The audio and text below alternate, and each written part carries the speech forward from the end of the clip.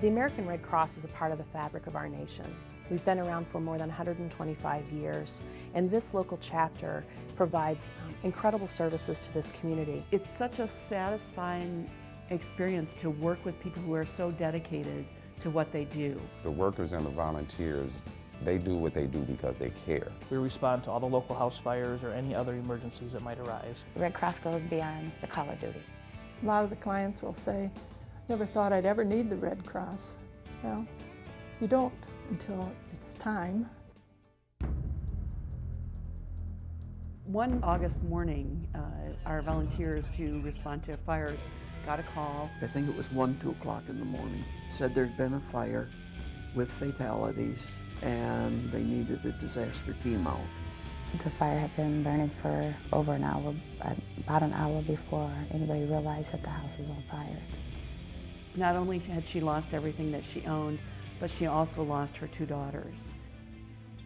The fire department came and the ladder, they went to go up the ladder to try to save him, but the fire blew out of both sides of the house and melted the ladder while he was going up.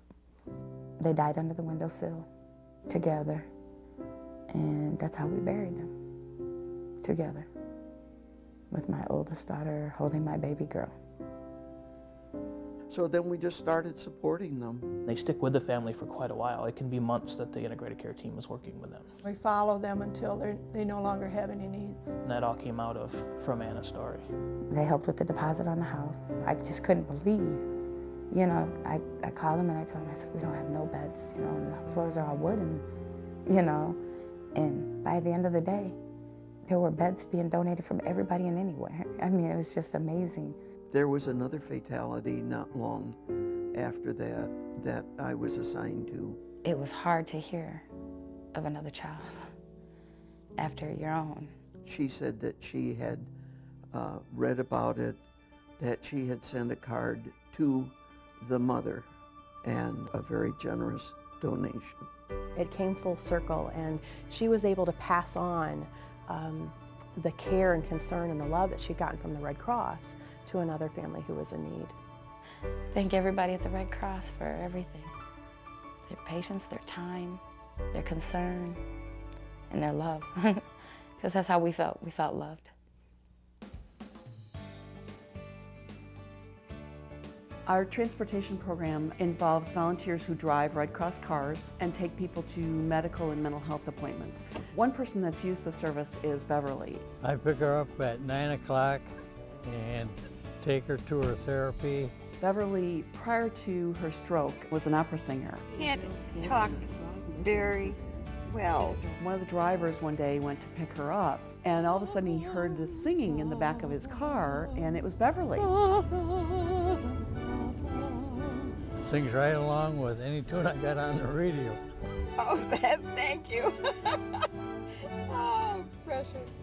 On the Thursdays that she rides, she always gives the driver banana bread, usually. Beverly bread is something everybody looks forward to it. All the drivers, all the dispatchers. She's figured out, okay, I can't give them money, so I'm gonna give them something they like, and it's, you know, it's a great thing. Volunteers really develop relationships with the people that they pick up.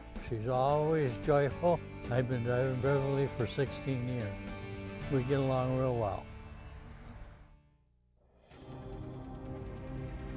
CPR, of course, is a very good one because it's life-saving. Tom was in mid-sentence and he dropped. Sudden cardiac death is when your heart stops effectively beating. I had no forewarning whatsoever with prior heart problems. We're just very lucky, very, very lucky. But it's more than just luck, of course. You know, it was quick thinking.